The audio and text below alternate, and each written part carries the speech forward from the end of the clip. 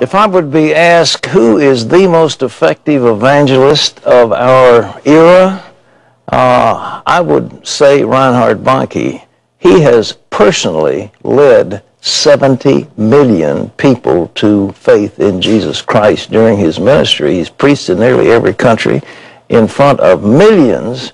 Same message, same power, but in dramatic healings. And as close a friend as Billy Graham is, and I really admire him, I don't think that what he has accomplished even comes close to what Reinhard Bonnke has accomplished. Both are great men, but it's a privilege to read, as I did, his book, Reinhard's book, called Living a Life of Fire.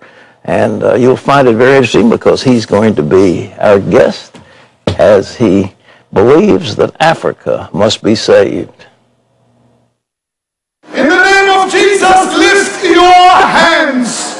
And now in the name of Jesus, shout your hallelujah!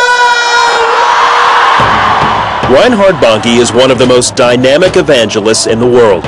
More than 52 million people in the last decade have accepted Christ through his ministry. His accomplishments are all the more amazing for a man who spent 4 years of his childhood in a refugee camp, struggling to survive. Well, it's a pleasure to welcome back to the 700 Club a dear friend that I just thank God for, who's been used so greatly, Reinhard Bonnke. Reinhard, good to see you, my brother. Thank you, Pat. This is a big book. Couldn't you have written a shorter one? I read it all, but it was a big one. It's a thrilling... To make it smaller, I took out 8 chapters. Oh, you did? Yes. Yeah. Oh, well, it's a thrilling account. But, you know, apparently... Tell me about that man that came to your village. This guy comes driving up in a Mercedes, and he said, I want somebody sick. Yes, he was an American missionary. My own family, my ancestors come from East Germany. Mm-hmm. You know, just forests and lakes and farms and the like, in those ancient days. And in 1922, mm-hmm. My grandfather was very, very sick. He had a form of rheumatism. Mm-hmm. He was sensitive to touch. Every touch gave him excruciating pains. He was screaming day and night.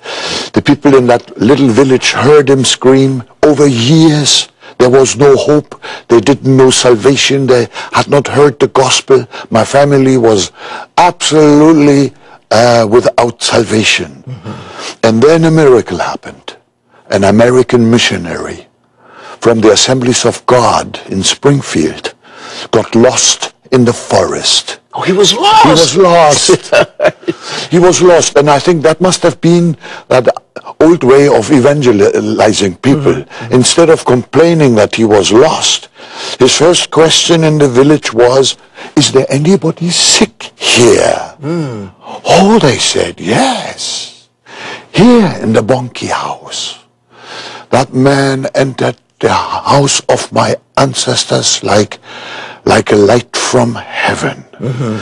He preached a short gospel message to my grandfather and grandmother. And then he said, the Holy Spirit has sent me to give a demonstration of the power of God. Yeah. He gripped him by his hand, mm-hmm. and heaven's power just jolted my grandfather. He jumped out of bed, he trembling, you know, like a prisoner who just witnessed the prison walls falling around him. Mm-hmm. And he looked at his wrists, at his joints. It was as if if chains had been struck off, supple and well, totally healed. In a moment of time, right? In a split second, totally, completely healed. Incredible. He cried, they both cried, grandma and grandpa, and the missionary, his name is Louis Graff, he said, I'm not done yet. Yeah. You still need the baptism in the Holy Spirit. Oh. He laid hands on them, they instantly began to speak in new tongues as the Holy Spirit gave them utterance. Yeah. The torch of the fire of the Holy Spirit had been passed.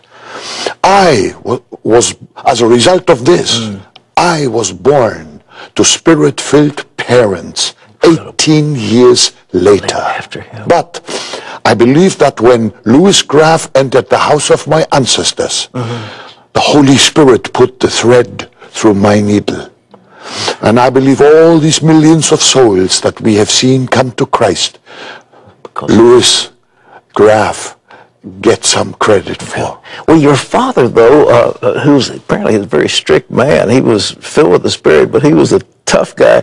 He didn't think you were the successor. He had somebody else who was going to be the preacher. Yes, when God spoke to me as a 10-year-old boy, one day you will preach the gospel in Africa. I ran to my dad. It was in a meeting.